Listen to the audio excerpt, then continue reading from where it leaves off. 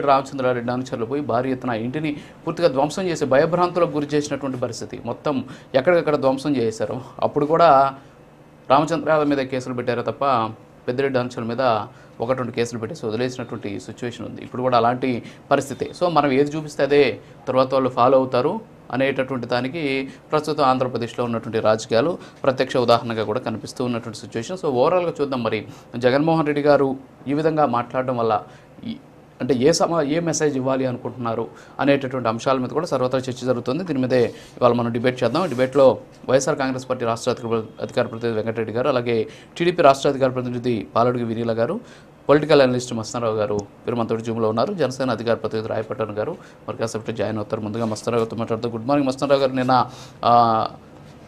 జగన్మోహన్ రెడ్డి గారి press meet బహుశా మీరు కూడా ఫాలో అయ్యి ఉంటారు. సో వారు ఈసారి పోలీసులని బాగా టార్గెట్ చేసినటువంటి పరిస్థితి, ఎస్పెషల్లీ మాఫియా డాన్లు కొంతమంది డిఐజీలు అనేటటువంటి అంశాన్ని కూడా ఆయన చెప్పినటువంటి సిచ్యువేషన్. అలాగే సినిమా డైలాగులు పెట్టినా కూడా కేసులు పెడుతూ ఉన్నారు అని చెప్పేసి కూడా ఆయన కొన్ని అంశాలు చెప్పారు. రాష్ట్రం బీహార్ను తలపిస్తుంది అనేటువంటి వ్యాఖ్యలు కూడా చేసిన పరిస్థితి. ఏంటి అసలు నిన్న జగన్మోహన్ రెడ్డి గారు చేసినటువంటి వ్యాఖ్యలు ఎలా తీసుకోవచ్చు అంటారు? నిజంగానే ఈరోజు రాష్ట్రంలో శాంతి భద్రతలు కావచ్చు, అలాగే రాష్ట్రంలో పరిస్థితి అలాగే ఉందనుకోవచ్చు అంటారా? గుడ్ మార్నింగ్ అండి. ఫ్యాన్లో ఉన్న ఇతర పెద్దలకు జగన్మోహన్ రెడ్డి గారు రాష్ట్రంలో నెలకొన్న పరిస్థితుల మీద తిరిగి ఆయన ప్రెస్ మీట్ ద్వారా ప్రజల ముందుకు వచ్చిన పరిస్థితి కూడా మనం చూడవచ్చు. అయితే ఈసారి చాలా అగ్రెసివ్ గా ఆయన ముందుకెళ్ళిన పరిస్థితి, తీవ్రమైన ఆరోపణలు కూడా చేసిన పరిస్థితి మనం చూడవచ్చు. డిఫరెంట్ పోలీసుల మీద ఆయన గతంలో ఏంటంటే ఎవరైతే పోలీసు అధికారులు ఉన్నారో వాళ్ళని బట్టలు ఉడకుతామని, లేదంటే ఎవరైతే తప్పుడు పనులకు పాల్పడుతున్నారో మా ప్రభుత్వం వచ్చాక వాళ్ళని సప్త సముద్రాలు అవతల ఉన్నా కూడా తీసుకొచ్చి కేసులు పెడతామని, వాళ్ళని ఏదైతే శిక్షిస్తామని కూడా చెప్పిన పరిస్థితి. ఈరోజు ఏంటంటే రాష్ట్రంలో డిఐజీలు అంటే మొత్తం మీద 26 జిల్లాల్లో కలిపి అన్ని డిఐజీలు ఉంటారు.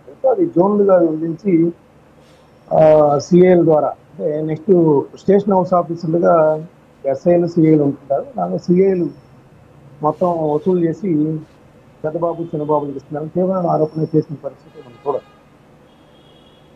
అయితే ఇదేమి కొత్త అనిపించలేదు, ఎందుకంటే అవినీతి పరిపాలన సాగిస్తున్నారు, రెడ్ బుక్ ద్వారా చేస్తున్నారు. లోకేష్ గారి మీద ఆల్రెడీ గత కొన్ని నెలలుగా వైఎస్ఆర్సీపీ విమర్శిస్తూ ఉంది. దానిలో భాగంగా వాళ్ళ నాయకుడిని కూడా అనేక తప్పుడు కేసులు పెట్టి వాళ్ళని వేధిస్తున్నారని చెప్పారు.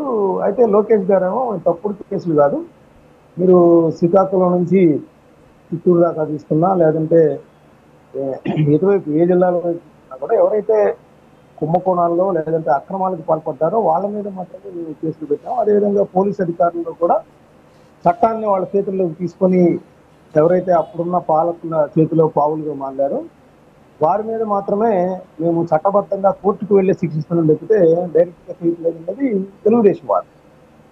అయితే ఇప్పుడు జగన్మోహన్ రెడ్డి గారు చెప్పడం ఏంటంటే, నిన్న వాటిలో ప్రధాన అంశాలు ఏంటంటే, మనం ఈ 13 నెలల కాలంలో 1,75,000 కోట్ల రూపాయలు అప్పు చేశారని, అదేవిధంగా బనకచెర్ల మీద కూడా ఆయన అభిప్రాయాన్ని కూడా వెలిగించారు. అదేవిధంగా తెలుగుదేశం పార్టీకి సంబంధించింది కూడా తీవ్రమైన ఆరోపణలు, బాణాలు ఆయన ఎక్కుపెట్టిన పరిస్థితి.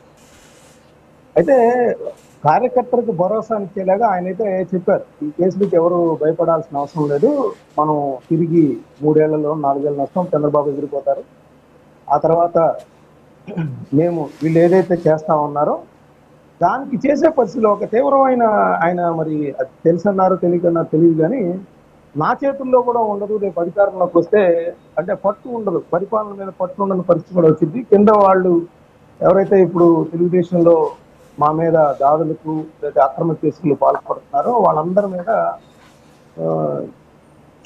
విత్తనం నాటితే పెద్ద చెట్టు అయిపోయింది, అప్పుడు వాళ్ళని కంట్రోల్ చేసే పరిస్థితి కూడా ఉండదని కూడా జగన్మోహన్ రెడ్డి గారు చెప్పిన వ్యాఖ్యలు కూడా మనం గమనించాలి. రెండోది ఏంటంటే సినిమా డైలాగులు ఈ రోజుల్లో బాగా ప్రాచుర్యం పొందాయి అటు రెండు పార్టీల్లో కూడా. ఎందుకంటే వాళ్ళు కూడా బాలకృష్ణ డైలాగులు ఫ్లెక్సీల్లో పెట్టిన పరిస్థితి కూడా మనం చూడవచ్చు. అదేవిధంగా పవన్ కళ్యాణ్ సంబంధించి ఎక్కడికి వెళ్ళినా కూడా ఓజీ అంటూ ఉంటారు, ఇవ్వదు దాన్ని కూడా ప్రస్తావించిన పరిస్థితి. అయితే ఆయన ఏమంటారంటే, సెన్సార్ చేసిన సినిమా మాటల్ని ప్రస్తావించడంలో తప్పే ఉంది, ఫ్లెక్సీల్లో తప్పే ఉంది అనేది అంటే ఒక మాజీ ముఖ్యమంత్రి స్థాయిలో. ఎందుకంటే సినిమాల్లో అనేది వినోదం కోసం ఫన్గా చేస్తారు చెప్తే వాటిని పెద్దగా పట్టించుకునే పరిస్థితి ఉండదు. కొన్ని వాటిల్లో రకరకాల ఆయా కథలను బట్టి ఫ్యాక్షనిజాలను ప్రోత్సహించడం కానీ, లేదంటే ముఖ్యమంత్రిని చంపడం కానీ, లేదంటే బాంబింగ్ చేయటం కానీ రకరకాలు వస్తూ ఉంటాయి. లేదా అదేవిధంగా సందేశాత్మక చిత్రాలు కూడా వస్తూ ఉంటాయి. జగన్మోహన్ రెడ్డి గారి మాటల్లో ఏంటంటే సెన్సార్ చేసింది కాబట్టి ఏ మాటలనైనా మనం ప్రస్తావించవచ్చు అనేది ఆయన స్పష్టంగా చెప్పారు. ముఖ్యంగా పేర్ని నాని గారు చేసిన మాటలు ఆ తర్వాత ప్రొవోకేటింగ్ గా ఉన్నాయి. ఆ తర్వాత తెలుగుదేశం పార్టీ కార్యకర్తలు తెచ్చిపోవటం, వాళ్ళ పార్టీ జడ్పీ చైర్మన్ మీద దాడి చేయటం, ఇవన్నీ కూడా నిన్న ప్రస్తావించడానికి ఆయన చూశారు మొత్తం కూడా చూస్తే. ఇంకోటి ఏంటంటే కేతిరెడ్డి పెద్దారెడ్డి గారు అదేవిధంగా ప్రసన్న కుమార్ రెడ్డి గారు ఇలా చేశారు. ఇప్పుడు కేతిరెడ్డి పెద్దారెడ్డి గారు జగన్మోహన్ రెడ్డి గారి టైంలో ప్రభాకర్ రెడ్డి గారు వాళ్ళ ఇంటికి వెళ్ళి కూర్చున్నారు. ఇప్పుడు ఆయన జేసీ ప్రభాకర్ రెడ్డి గారు ఏంటంటే కేసులు పెట్టి ఈరోజు ఆయన్ని ఆ ఊరికి తాడిపత్రికి రానికుండా చేస్తున్నారు. అంటే అప్పుడు నాటిన విత్తనం, పెద్దారెడ్డి గారు నాటిన విత్తనం ఇప్పుడు చెట్టు అయిందా? ప్రసన్న కుమార్ రెడ్డి గారిని నిన్న హైకోర్టు తప్పట్టింది.